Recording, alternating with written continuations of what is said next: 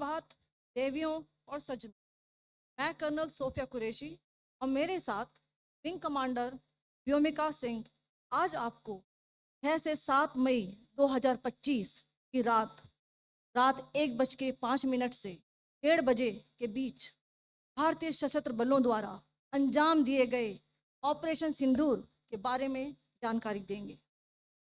Operation सिंदूर 22 अप्रैल को पहलगाम में हुए विभत्स आतंकवादी हमले के शिकार मासूम नागरिकों व उनके परिवारों को न्याय देने के लिए लॉन्च किया गया था। इस कार्रवाई में 9 टेररिस्ट कैंप्स को टारगेट किया गया और पूरी तरह से इसे बर्बाद किया गया। पाकिस्तान में पिछले 3 दशकों से टेरर इंफ्रास्ट्रक्चर का निर्माण हो रहा है। इसमें recruitment, indoctrination centres, training areas व लॉन्च पैड शामिल थे, जो पाकिस्तान और पाक अधिकृत जम्मू कश्मीर POJK दोनों में फैले हैं। Operation Sindoor was launched by Indian Armed Forces to deliver justice to the victims of Pahalgam terror attack and their families. 9 terrorist camps were targeted and successfully destroyed. Over the last 3 decades, Pakistan has systematically built terror infrastructure.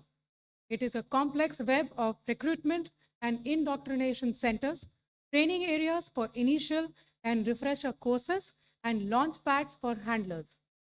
These camps are located both in Pakistan as well as Pakistan-occupied Jammu and Kashmir areas. Some of the well-known training camps are located, as you can see on the screen.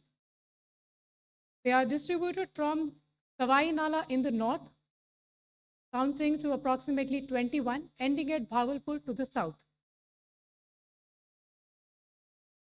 इन लक्ष्यों का चयन विश्वसनीय intelligence सूचनाओं के आधार पर हुआ ताकि आतंक गतिविधियों की रीढ़ तोड़ी जा सके, और यह खास ध्यान दिया गया कि निर्दोष नागरिकों और सिविलियन इंस्टॉलेशन को नुकसान न पहुंचे। Selection of these targets for Operation Sindoor was based on credible intelligence inputs and role of these facilities in perpetrating the terror activities. The locations were so selected to avoid damage to civilian infrastructures and loss of any civilian lives. This was done with due diligence, and the camps selected for targeting and their engagement will now be shown to you one by one. POJK के targets मैं आपको बताना चाहूँगी। सबसे पहले सवाई नाला camp Muzaffarabad, जो कि POJK के लाइन ऑफ कंट्रोल से 30 किलोमीटर दूर है। यह एक लश्कर तोयबा का ट्रेनिंग सेंटर था। 20 अक्टूबर 2024 सोनमर्ग, 24 अक्टूबर 24 गुलमर्ग, 22 अप्रैल 2025 पहलगाम, इन हमलों के आतंकियों ने यहीं से प्रशिक्षण लिया था। सैयदना बिलाल कैंप जफराबाद, यह एक जैश-ए मोहम्मद का स्टेजिंग एरिया है। यह हथियार, विस्फोटक और जंगल सर्वाइवल ट्रेनिंग का केंद्र भी था। गुलपुर कैंप कोटली, यह LOC से 30 किलोमीटर दूर था। लश्कर तोयबा का बेस था, जो रजौरी पुंछ में सक्रिय था। 20 अप्रैल 2023 को पुंछ में और 9 जून 2024 को तीर्थ यात्रियों के बस हमले में यहीं से आतंकी को ट्रेन किया गया था।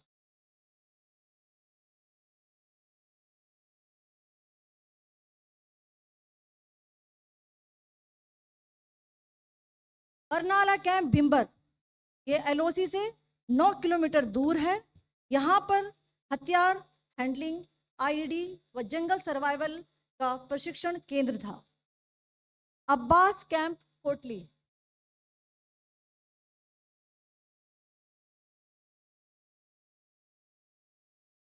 यह LOC से 13 किलोमीटर दूर है। लश्कर तोयबा का फिदाइन यहाँ तैयार होता था। इसकी कैपेसिटी 15 टेररिस्ट को ट्रेन करने की थी।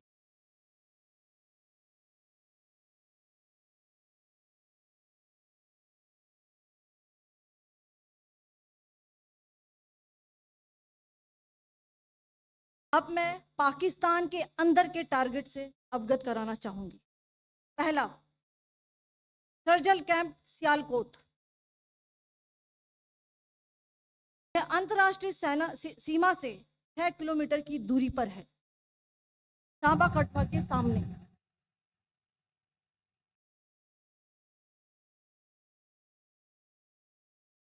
मार्च 2025 में जम्मू एंड कश्मीर पुलिस के 4 जवानों को जो हत्या की गई थी, उन आतंकवादियों को इसी जगह पर ट्रेन किया गया था। दूसरा, महमूना जाया कैंप सियालकोट।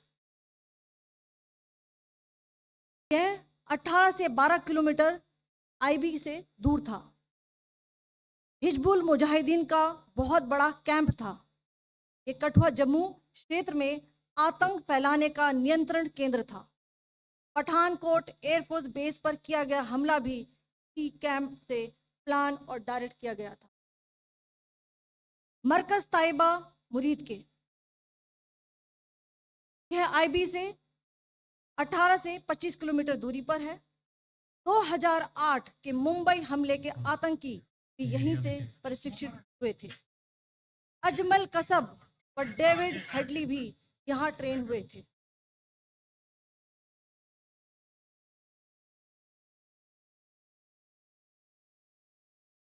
आगे दूसरा आया।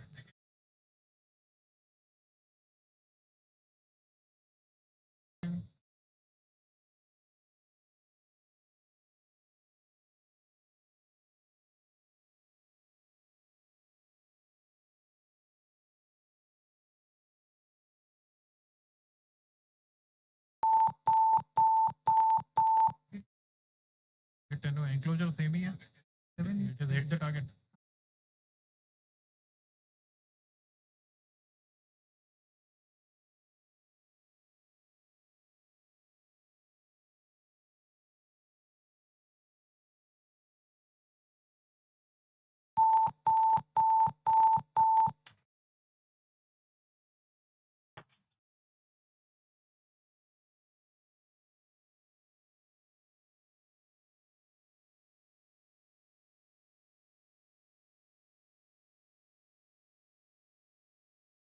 मरकज सुभान अल्लाह भावलपुर, ये इंटरनेशनल बाउंड्री से 100 किलोमीटर दूर है। जैश ए मोहम्मद का मुख्यालय था। यहाँ पर रिक्रूटमेंट, ट्रेनिंग व इंडोक्ट्रिनेशन का केंद्र भी था। शीर्ष आतंकी अक्सर यहाँ आते थे। मैं आप सबको बताना चाहती हूँ कि किसी भी सैन्य ठिकाने का निशाना नहीं बनाया गया और अभी तक किसी तरह की नागरिक क्षति की रिपोर्ट नहीं है। धन्यवाद। जय Hind. The strike on the terror camps were undertaken through precision capability, as shown to you. A niche technology weapons with careful selection of warheads was ensured so that there will be no collateral damage. The point of impact in each of the target was a specific building or a group of buildings. All the targets were neutralized with clinical efficiency, and the results reiterate the professionalism of the Indian Armed Forces in the planning and execution of their operations.